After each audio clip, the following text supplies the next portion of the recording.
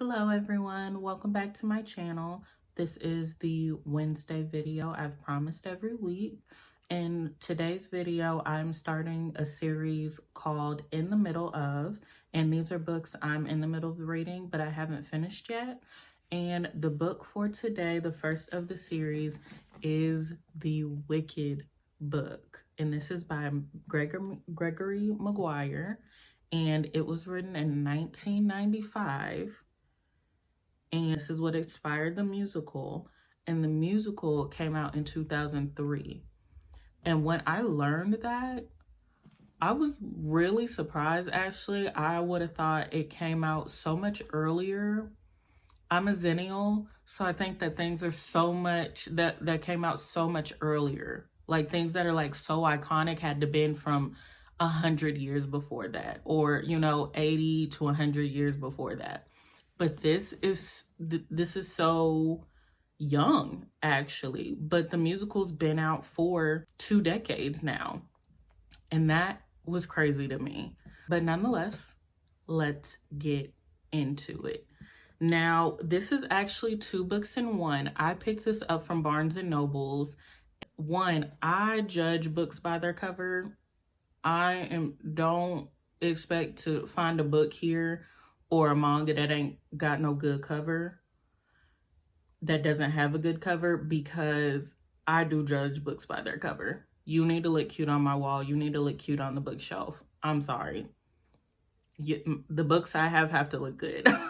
So in Barnes and Nobles, they had this whole entire table that was like 3-tiered, and it had like classic type books. And they were like done up in a really pretty type of old-fashioned classic way. And when I saw Wicked, I knew I had to get it. I have never seen the play, and I need to, because I'm a band kid and that is cousins with the theater kids. Like, I have to see Wicked. I really do. It still goes on Broadway, so I will probably see it this year. But knowing that the book came before it is setting me up to, be prepared for the musical. So I'm really happy about that. But I knew I had to get this because just look, like, is this not cool? The gold pages, everything. And then it's got the little bookmark. Love books that have that in there. But this is so beautiful. And it's 2 books in one. So it's actually Wicked and then Son of a Witch. We'll get to why it's called that when we get there. And this book is not in crazy detail. It doesn't feel like you're reading like Lord of the Rings, where you have to remember so many different names and a whole completely different language of speaking, to where it's going to be kind of hard to explain this. But there are time jumps, and I want to make this a part 1 video to the time jumps. So I am going to talk about the beginning of the book and how the Wicked, like that whole story starts out. And then I will go to their teenage years and then kind of their end, which is, what the Wizard of Oz musical and movie and book is about. Now, the guy who wrote the Wizard of Oz, I'm going to put their name on the screen because I did not look. But the guy who wrote the Wizard of Oz wrote it so much earlier, in like 1930 something. Even maybe a little before that. And then he even helped co-write the movie. So I thought Wicked came out like right before he made it, but made by a completely different person and so many years later, because, in 1995, and then the musical came out in 2003, like full circle, so crazy. So they came out with Son of the Witch, and I believe he has even more about Dorothy's perspective going back to Kansas after being in Oz. Like, if you just want to know the backstory of everything, go pick up Gregory Maguire's books, because he writes it from everybody's perspective. It's so cool. Without further ado, let's get into it. I'm gonna have some warnings in here. There is very old, outdated, offensive, and explicit language. I'm gonna put the words you want to watch out for in the screen if you don't want to read any of that, like that type of language. but I'm not going to say those words because what? No. So I'm just going to put on the screen some previews of words you might read and think like that should not be in anybody's vocabulary, no matter what decade it is. That's not an excuse. But just be warned that that is some words you're going to be reading. So the beginning of the story takes place in Munchkinland. You know what Munchkinland is? It is the land of the Munchkins, the colorful people that Dorothy meets when she first arrives at Oz. And you know, they sing the Lollipop Guild, everything. I actually used to be terrified of the Munchkins. I was forced to watch it with the people knowing that I was terrified. Trauma. It takes place in Munchkinland and specifically in Munchkinland where the Wicked Witch is born, is named Rush Margins, which is a small, poor town, humble, if you will. And she is born to Frex and Melina. Frex is actually a priest, which it just comes full circle. Yes, her father Frex is a priest, and now I'm gonna go into how the world building works. In the land of Oz, Oz is the whole world as they know it. When they talk about the world, you're gonna hear words like Oz. And there are many different stories or mythologies about how Oz came to be.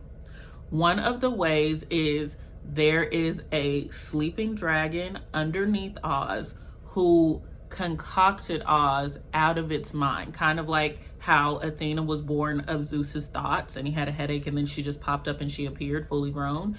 That's one of the theories. So when people say like, oh my gosh, or people will say like, oh, by the sleeping dragon. Their way they believe Oz came to be is by a fairy named Lurlina.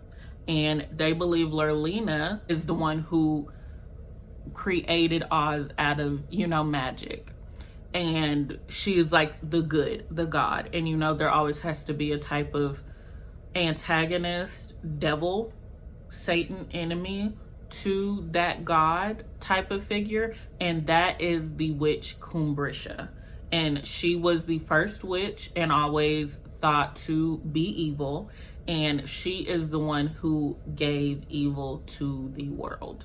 So those are very different ways about thinking about how Oz came to be.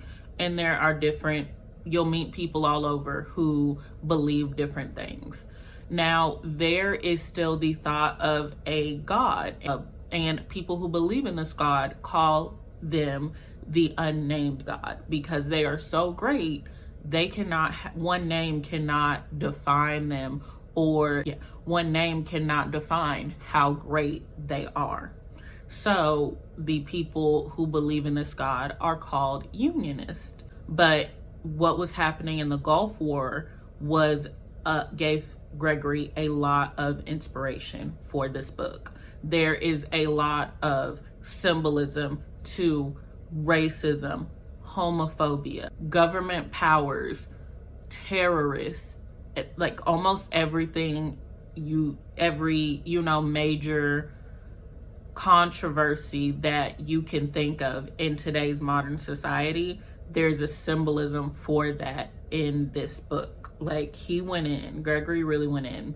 And this goes back to Frex. Frex is a Unionist priest. And Melina is actually she was at least a baroness, the daughter of a great public figure that descends to her. So one day she would inherit her land, kingdom in a way. She actually did not want that. And when she met Frex a long time ago, obviously, she fell in love with how passionate he was about his religion, even though she was not religious herself. And it goes to show that even in our world, the people who are less fortunate or in humble circumstance are more religious than people who actually have more from life. Melina, coming from a type of high society, was not religious at all, and she was not raised to be religious. But Frex, who comes from humble beginnings, is very religious, and the people around him are as well. And so she left that life and that title she had to be with Frex, because she would rather have a humble life, even with someone who believes in something she doesn't, than to one day rule over something. She didn't want that responsibility. And we start off meeting these two when Melina is pregnant with the Wicked Witch. I don't want to say their name yet because I want to get to when they're born. Melina is going to give birth that day. When we first start reading the book, she is about to give birth. And Frex, instead of trying to witness or be there for the birth of their child, who they actually think is a boy, he goes to town and prepares to preach to the people and try to win their hearts over more to unionism and religion and the unnamed God, because there's something coming. There is heresy afoot. There is blasphemy afoot, and it is coming to Rush Margins. It has been all over Oz, and Frex has been getting letters from other priests he's related to who are telling him to be prepared and get his people ready, because there's something coming, and it is called the Time Dragon. Now, the Time Dragon is, well, it's a clock. It is a large grandfather clock that has the image or carving of a dragon on top, and it is actually magic, maybe. They never really explain how it was created, but inside the clock, a puppet show happens, and it can only be by magic, because it does a puppet show on the people it's around. When Frex gets a letter from a priest in a neighboring town, they let him know that the last time the clock dragon performed for the townspeople, it did a puppet show of some very vulgar things that included some people who lived in the town. Now, how people who contracted the clock knew about these people, we don't know. That's why it must be magic, because the dragon was never in the town in the first place. They just show up with the dragon, they hit play, and it does its thing. It has this show come on. And this greatly offends priests, and the people who start to like the Time Dragon or take pleasure in it are now creating a new sect called Pleasure Faith. And this is indulging in entertainment, which the unionist or priest believe is bad, blasphemous, or offensive to the unnamed God. And in modern society, that was actually a thing before. If you've ever taken humanities or world history, there were actually sects long ago, and even people today, who believe any type of entertainment is blasphemous. To do a caricature of anything, whether it's meant to be funny or offensive or just a symbolism, is blasphemous and offensive to whatever God they believe in. Now, this is actually 2 years before the wizard we know as in The Wizard of Oz gets to Oz. That's also another detail as well. Frex goes to town, leaves Melina. She hasn't started to physically give birth, but it is gonna be the day. And Frex finally goes to the town. He's trying to rally up people and, preach before them. Don't indulge in this pleasure faith. Do not indulge in this blasphemy. You do not need this entertainment. You only need the unnamed God. And the people are kind of like, we want to see entertainment. We are humble folk. We don't have a lot. The least we can do, the least you can let us do, is have some fun. And just like that, the people come with the clock, the Time Dragon, right then and there. And the puppet show they put on is of a priest who is stealing money from the townspeople, and the townspeople get pitchforks and kill the priest. I wonder who they're talking about. Run Frex. And he actually does not do any of this. He's never stole from anybody or taken any money. But again, entertainment, it can be used to be offensive, untruthful, even controlling of other people, whether you think so or not. And this actually persuades the townspeople to actually kill Frex. An old lady saves him and hides him in her house. At the same time, Melina is starting to give birth, and the townspeople also want to kill his wife and unborn child. Now, the townspeople also do not like Melina because she comes from a different background. She was rich. You can tell by how smooth and bright her skin is, how beautiful her skin is, and by how she does not really look like a worker or work in general. But she is not necessarily a bad person. But the townspeople hate her so much and what different life she symbolizes that they don't have, that they go and try to kill her too. Now, the midwives of the town actually rally together, which was really nice of them, and they help her give birth, but then they also hide her and the baby after she's given birth. And could you even imagine, like, you're giving birth, you pass out, and people have to move you right after? Like, it was already so much pushing another being out of you, and then out of nowhere, like, you've got to go. I'm done. The baby is finally born, and there's a problem. It's green. Now, if you've seen the Wizard of Oz movie or anything in that nature, even the Wicked musical, you know there are different beings, not humans, in Oz.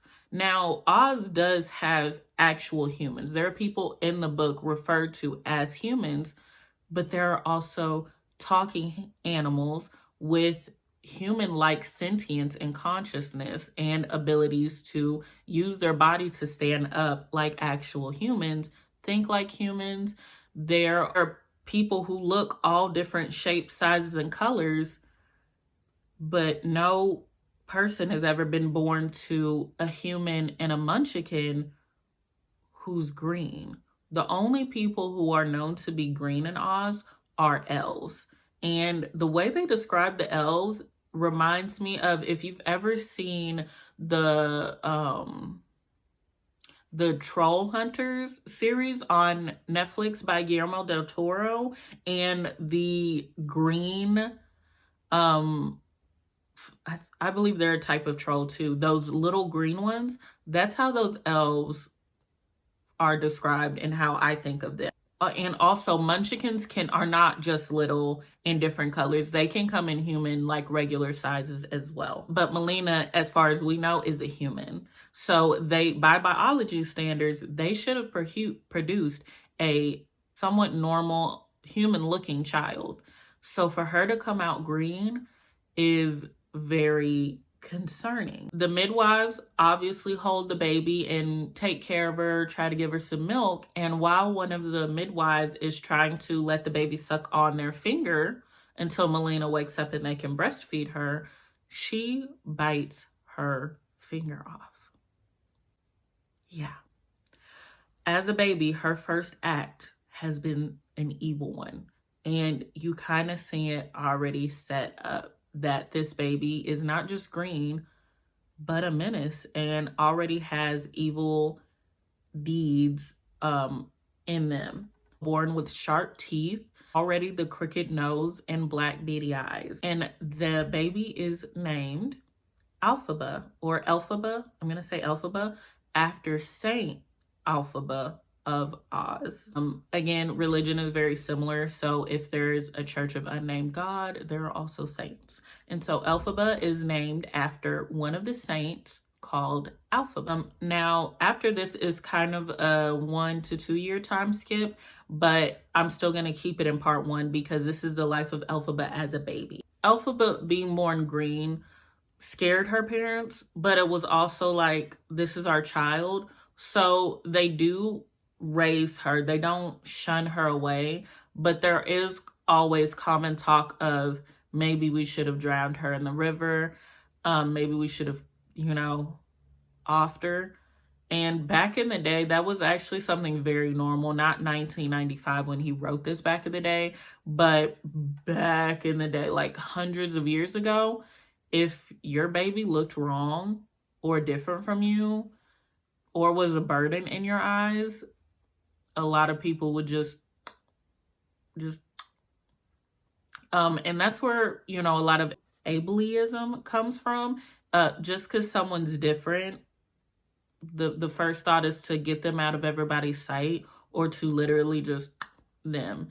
And that's really sad. But this is a symbolism in the book and just showing how these people 3 years so after Alphaba is born, and she's pretty, well taken care of. They bathe her, they feed her, but she still is quite different. Her mannerisms, she is very extroverted. She isn't scared, but she also kind of acts in the consciousness of maybe an animal with instincts. Not so much as a mature adult, but she came out the womb kind of already knowing what to do. You didn't really need to tell her where to go or what to do. She remained quiet as well. She was not a talkative child. And if she did, it was most of the time just a grunting sound.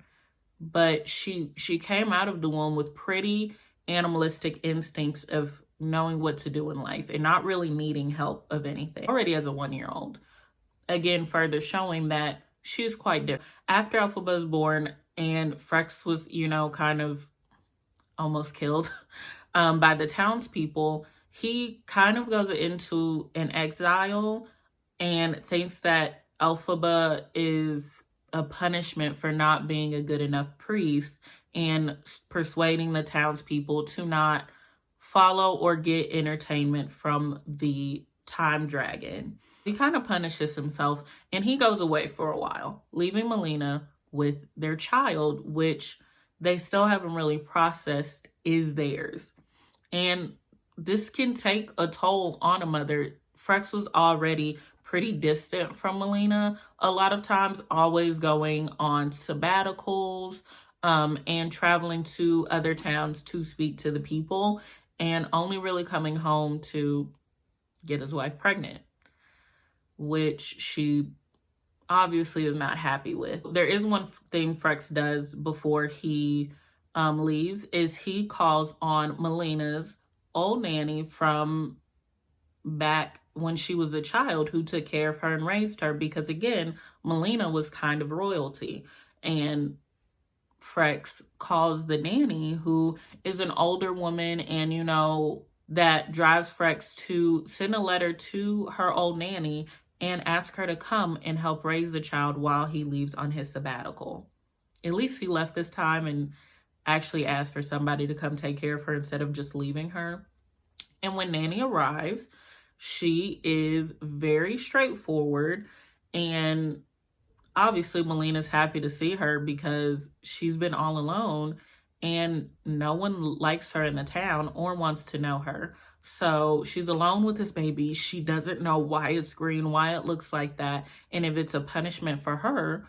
And then her husband leaves, who, the fault is going on to him as well. Nanny shows up and gives her just the comfort she needs. But also, and when Nanny goes up to the baby and sees her, she's like, oh my goodness. But she also just gets back to work. She's like, okay, we need to backtrack. We need to, jog your memory. Did you take any potions? Did you meet anybody? Did you eat anything weird? Did you come across a witch? How did this happen? And this is when we find out a little more about Melina. So again, she's the wife of a priest who, is in humble standards. and Melina comes from money. Obviously, she left for lack of responsibility and wanting to marry for love. A lot of times that can backfire because you don't really know what you're walking into. And Melina knows now. And this is when Melina admits to Nanny that she hasn't been a good girl. In Oz, and you can even know from history, it was quite normal to give hospitality to travelers. Normally, you would invite travelers into your home as goodwill and to even show a positive life on the place you live about being so nice to these travelers. And Melina was one of these people. And most of the time, if not all, she was giving. And the men she usually let in got more than room and board. Yes, I mean that Melina most likely slept with the men who she would give room and board to. She's not ashamed of it. In fact, she blames Frex. She is alone all the time. And what way to quell that loneliness than to not be lonely anymore? And Nanny, judges her. She's like, girl, what? But Nanny says that Melina's always been like this. One of the ways she would rebel in her upbringing was to always sneak around with boys. So she was fast from the get-go, and she's always been like that. But when she married Frex, she didn't think she didn't have those characteristics until into her adult life, until he would always leave. It kind of starts clicking that Frex might not be Elphaba's father, and that's why she's green. Nanny asks her, the only people who are green in Oz are elves, and do you have any recollection of ever letting an elf in, drinking alcohol, smoking, and getting down and dirty with them? And Melina honestly is like, I don't really know. I kid you not.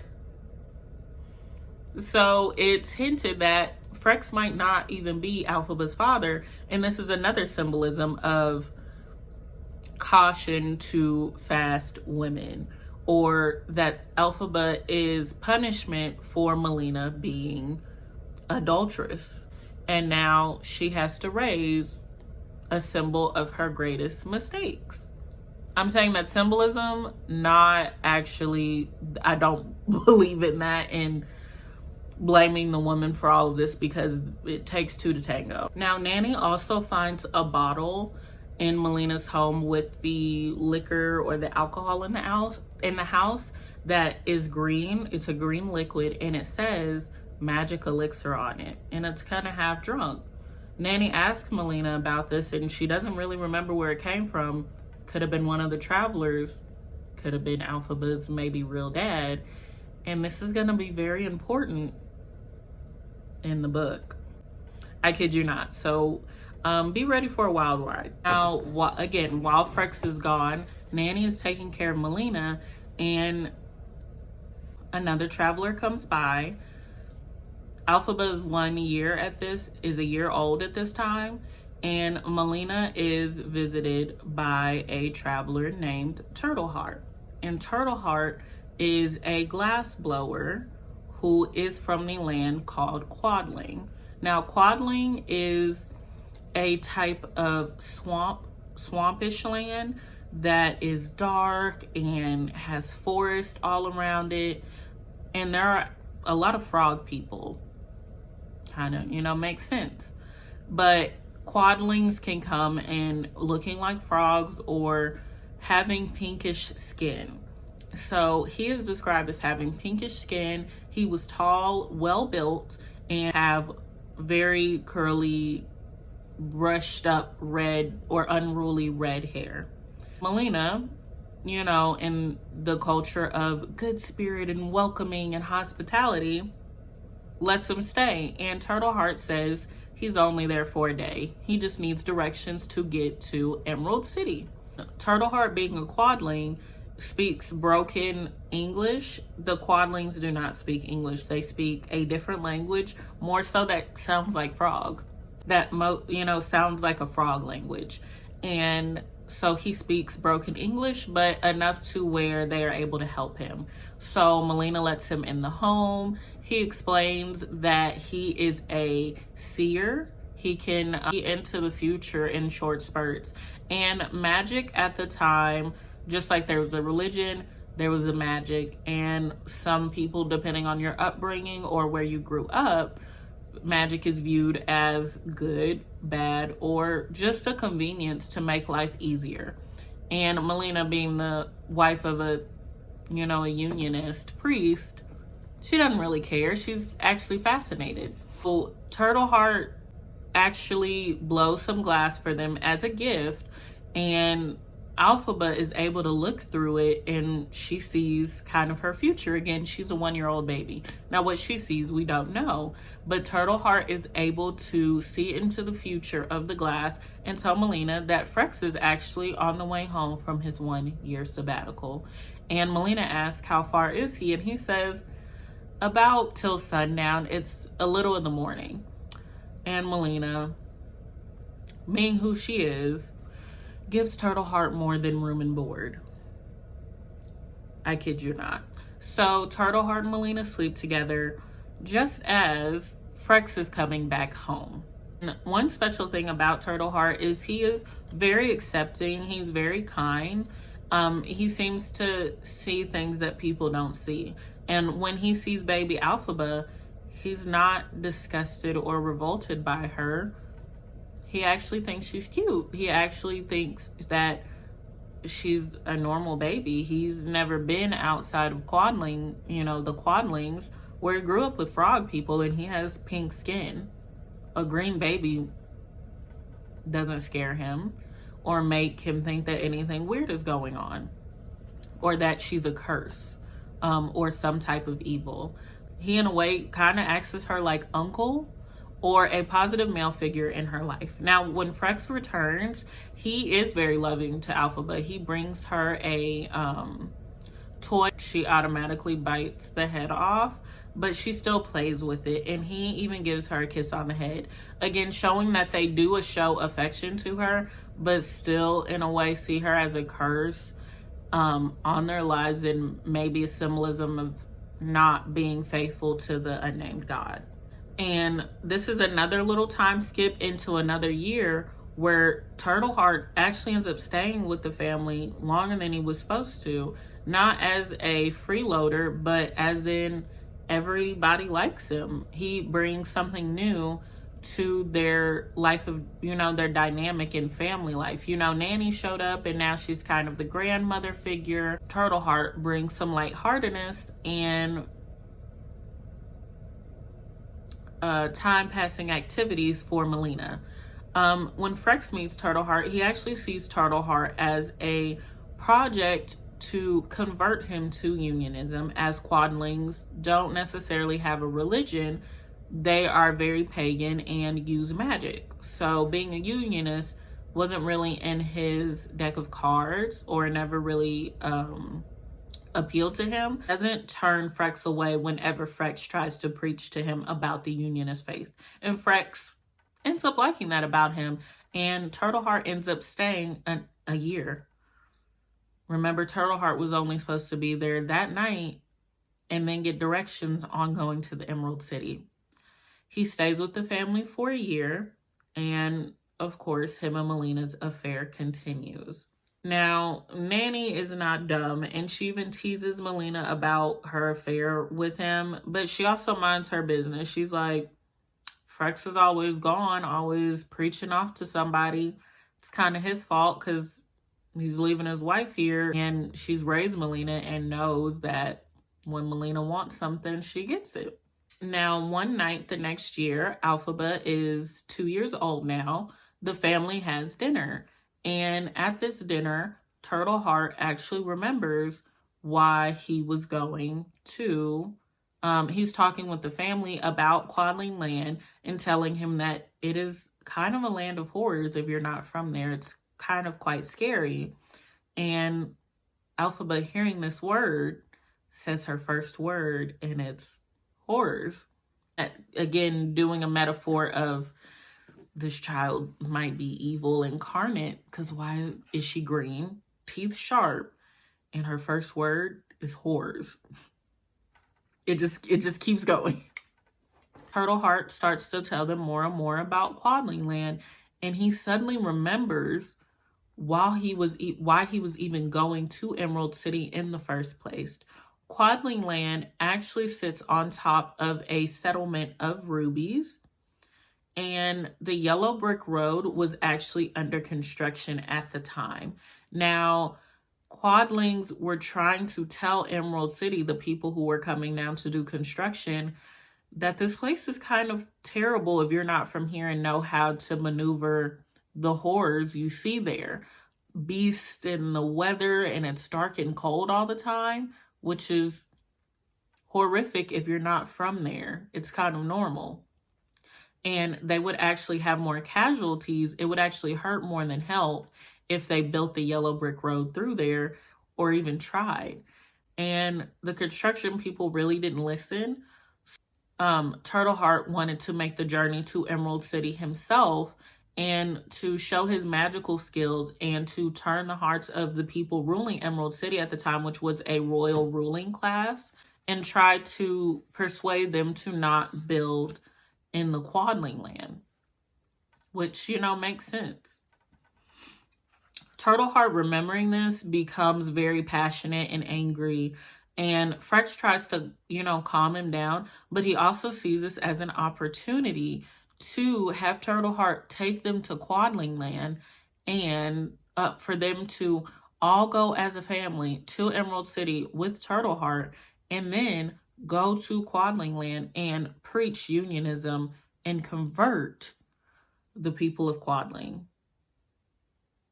Typical preacher. Superior religion ideologies.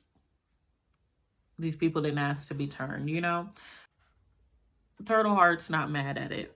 Now, Melina becomes very mad at this idea because she likes her life now, her very humble life, because her nanny's with her to take care of her and the baby, to give gives a routine and a authority kind of over the house that Melina needs. And Turtle Heart, again, is her lover. She doesn't want to lose that either. So her being angry at this, she stands up and, storms off, but then also announces that she is pregnant with a second child.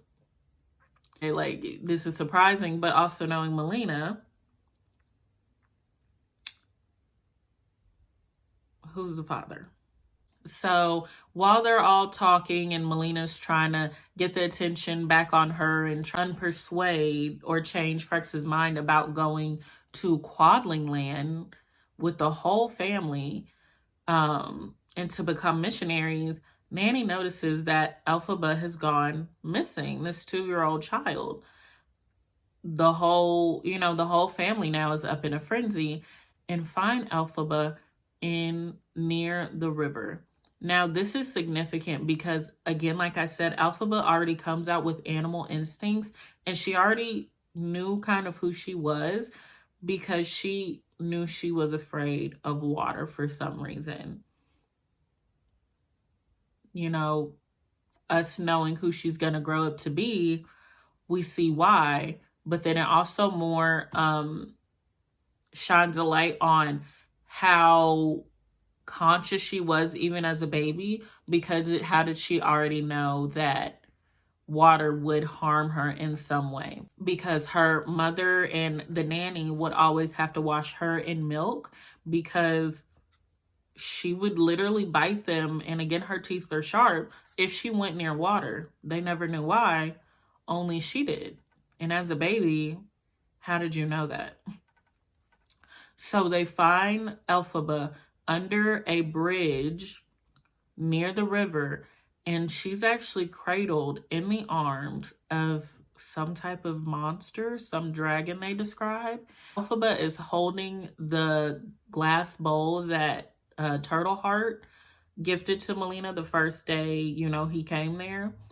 And Elphaba can actually see in the glass, and she keeps repeating the words horrors over and over and over again. Now, at the same time, Turtleheart gets a vision and he starts to prophesy at the same time. And I just feel like this whole scene would make such like a good movie scene or animation. Like, I have to, let me find the thing. So this is an excerpt from Turtleheart's prophecy in the book. And it says, Turtleheart tumbled to his knees. She sees him coming, he said, tickly. She sees him to come. He is to come from the air, is arriving. A balloon from the sky, the color of a bubble of blood, a huge crimson globe, a ruby globe. He falls from the sky. The region is falling. The house of Ozma is falling. The clock was right, a minute to judgment. And that is the prophecy of, you guessed it, the wizard coming to Oz at the same time, while baby Elphaba is saying over and over again, horrors. Chills. Like, this would be such just a great animation in general. I need somebody to work on it now. But that is the end of part 1.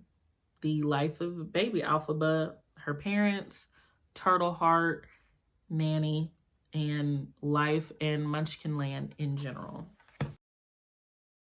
The infamous time dragon is a metaphor for changing times as, you know, technology advances, and what can come with it can be good, bad, or just a convenience for the people of that time.